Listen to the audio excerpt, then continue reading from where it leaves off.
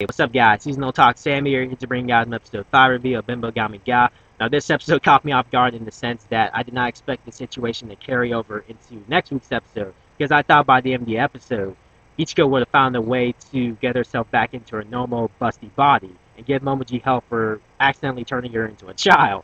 But apparently it wasn't the case. Now, I'm not complaining that, this situation didn't get resolved in one episode, but but because of that cliffhanger, now I'm really tempted to read the manga. I'm not even kidding. I really want to read the manga and see what happens next. But if I do that, then I'm not going to be completely surprised what happens next week in next week's episode. So I'll try my damnedest to refrain from reading the manga from now until next week. Now until next week. But other than that, this episode was just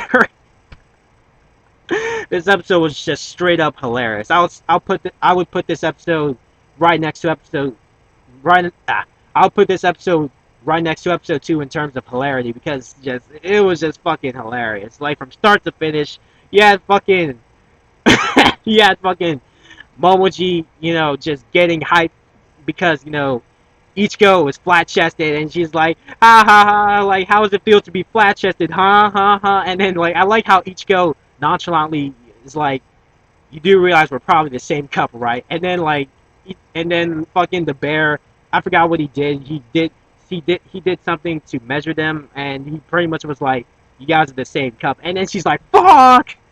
And then oh my god, and then when fucking Ichiko went over to Kate's house, and then all of a sudden I think Rio, I think that's what the boy's name. Rio brings up Ichiko, and then the older sister just gets fucking heated. Like, just by mentioning her name, she was just on flames. Like, I'm like, god damn. I mean, it's understandable that she would have a grudge against Ichiko for all the shit that she said, but come on now, that was fucking 2 episodes ago. Like, shit.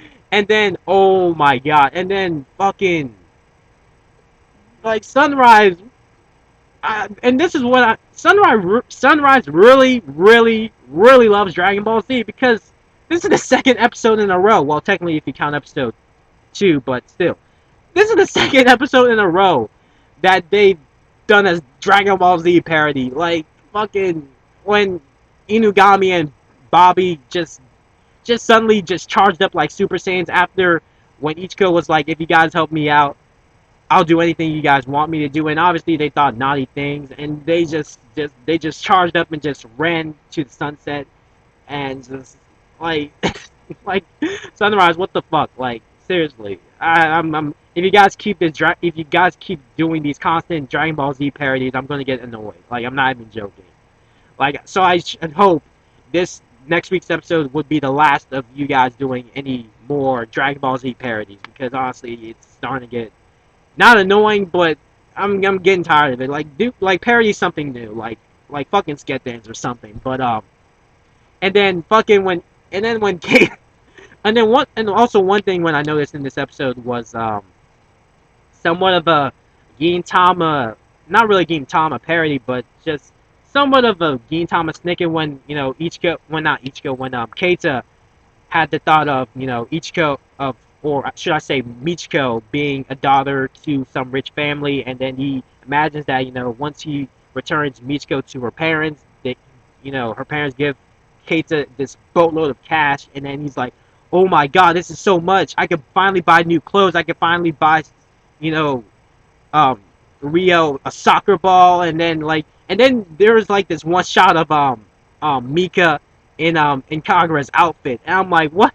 I'm like, what? Whatever. But I kind of got a kick out of that. And then what was the other scene? Oh yeah, when Ichiko